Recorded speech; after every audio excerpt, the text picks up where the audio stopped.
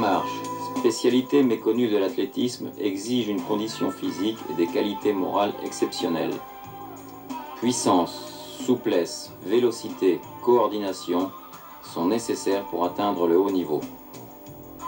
La durée des entraînements et des compétitions, quelles que soient les conditions météo, implique un mental à toute épreuve. Pratiquées sur piste ou sur route, les distances en marche vont du 3 km pour les jeunes catégories jusqu'aux 500 km de Paris-Colmar pour le grand fond. Les distances olympiques sont le 20 et 50 km pour les masculins et le 10 km pour les féminines. Si les jeunes s'entraînent en grande partie sur le stade, les adultes, par contre, font des sorties en nature, route, sous-bois, chemin, individuellement ou en groupe, procurant un plaisir varié qui évitera la monotonie des longues sorties. De morphologie différente, les marcheurs ont comme point commun le respect du règlement défini par l'article 191 de l'IAAF. Même si, parfois, et notamment sur les très courtes distances, des fautes sont commises. La nécessité d'avoir la jambe d'appui tendue et un double contact au sol étant quelquefois escamotée par la vitesse d'exécution du geste. La technique découle donc du règlement et utilise toutes les parties du corps, pieds, jambes, bassin, tronc, épaules, bras. Une mauvaise coordination ou la faiblesse d'un de ces éléments engendrera une faute. L'observation des compétitions de jeunes permet de comparer les différents styles. L'apprentissage d'une bonne technique demandera beaucoup de temps et permettra de combiner efficacité et respect du règlement.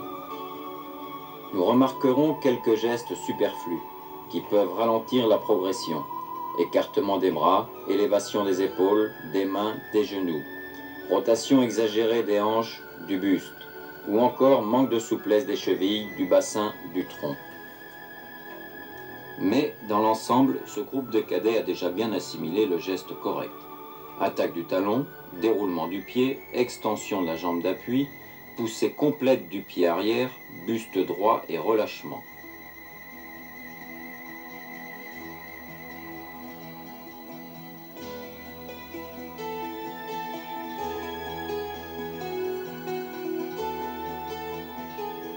La marche féminine est désormais au programme de toutes les grandes compétitions internationales. Coupe du Monde, Jeux Olympiques, Championnats d'Europe, du monde.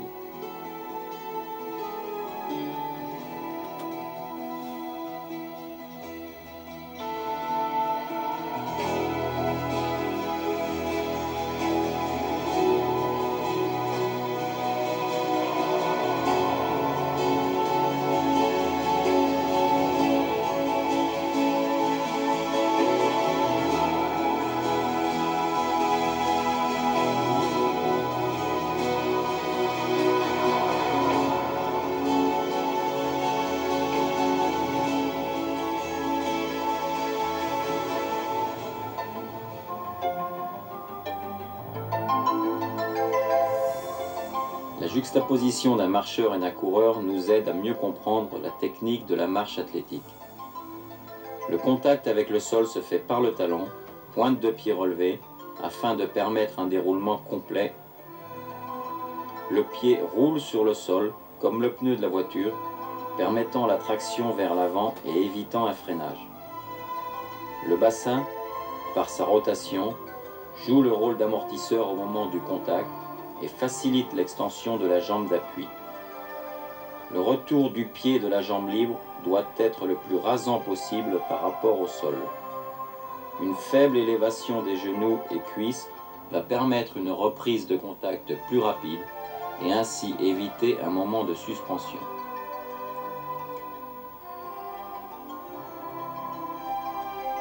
La phase du double appui est caractérisée par une grande ouverture des membres inférieurs. Le rôle du pied est primordial et il faut insister sur son complet déroulement du talon aux orteils avec suffisamment de force pour éviter l'écrasement et supporter le poids du corps. Le règlement impose que le contact avec le sol soit maintenu en permanence. La faute de suspension est sanctionnée par ce panneau.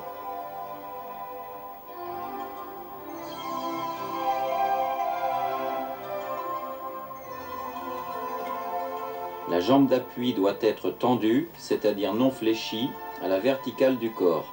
La faute de flexion est sanctionnée par ce panneau. Chaque juge de marche peut donner 1 ou 2 avertissements pour l'une et l'autre faute.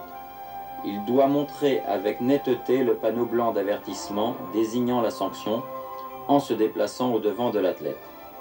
Si un concurrent ne se corrige pas après avoir été averti, le juge demandera sa disqualification.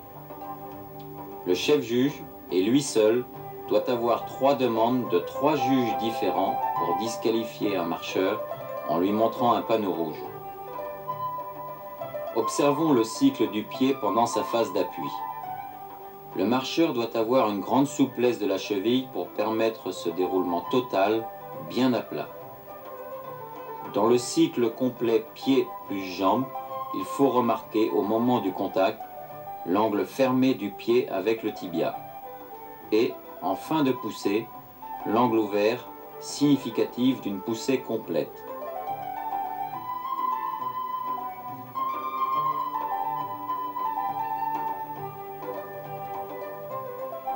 Un apprentissage sur une légère élévation permettra un meilleur passage du pied et l'extension de la jambe.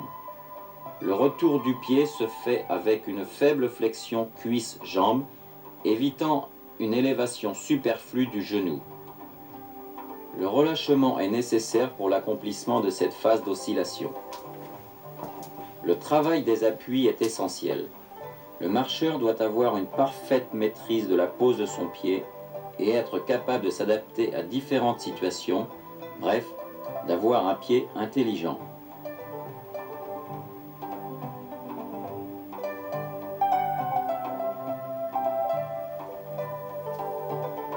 Le passage au ralenti fait ressortir la pression exercée sur la semelle au niveau du talon.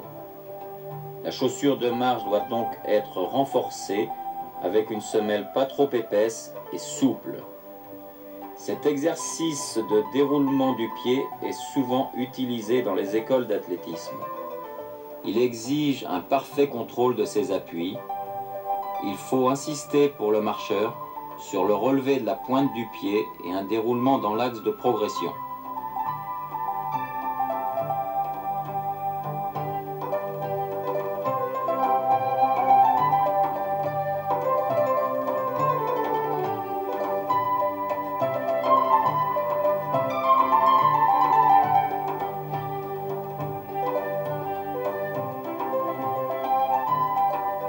Un peu plus difficile, le déroulé arrière.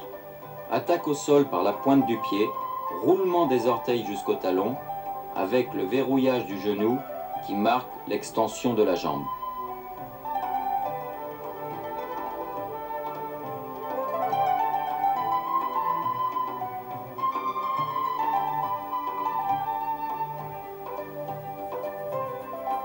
Le perfectionnement technique se fait avec des exercices éducatifs. Des lattes disposées à intervalles de 80 à 90 cm permettent de travailler le déroulement du pied. Varier le nombre d'appuis, 1, 2 ou 3. Varier les intervalles. Il faut veiller à une position correcte du buste, de la tête, une action dynamique des bras. Insister sur la pose du pied dans l'axe, toute déviation entraînant une perte d'efficacité dans la poussée. Dans un bon appui, la chaussure doit être parallèle à la ligne et en recouvrir le bord.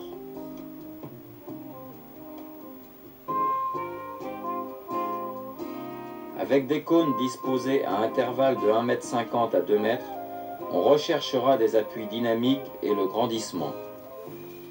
Évitez la fuite du bassin dans les virages, un écrasement du pied d'appui.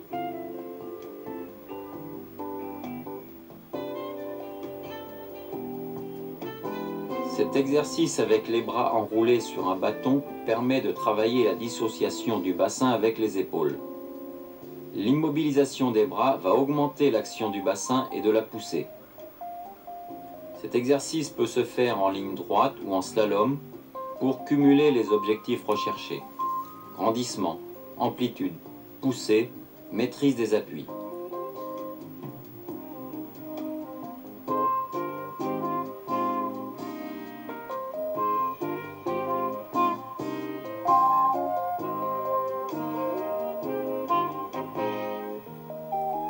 action normale, les épaules ont une rotation légèrement opposée à celle du bassin. La position des bras est libre sur le plan réglementaire, mais leur action est importante pour maintenir l'équilibre et la fréquence des pas. Ils doivent être fléchis à environ 90 degrés et le rester en permanence. Ils ne se croisent pas devant la poitrine ni ne s'écartent vers l'arrière. L'engagement du bras facilitera l'avancée de la hanche opposée. Les mains, non crispées, monteront au maximum au niveau de la poitrine sans dépasser l'axe du sternum et descendront au plus bas au niveau des hanches. Avec un élastique, nous proposons un exercice pour le renforcement de l'action bras. Veillez à une position correcte des appuis, recherche d'amplitude, alignement des segments.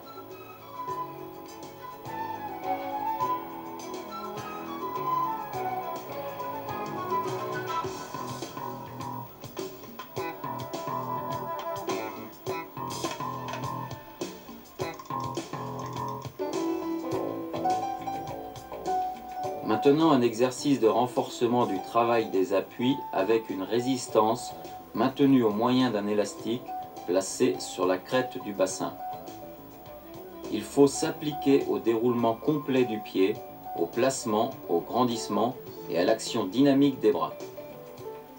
Cet exercice se réalise à deux, attention au dosage de la résistance, ou tout seul avec une charge à traîner, en ligne droite ou en slalom.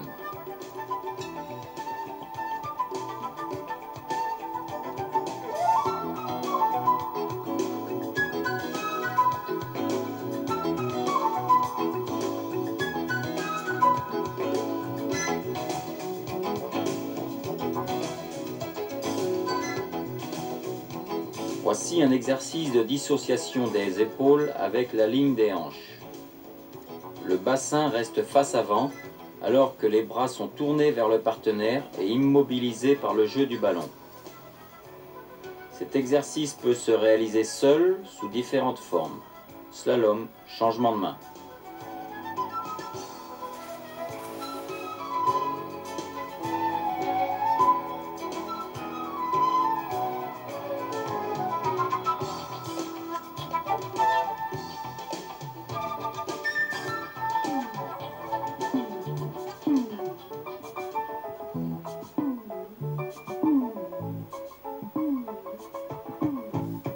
Assistons à une séance d'initiation avec un groupe d'enfants d'école primaire qui découvrent notre spécialité.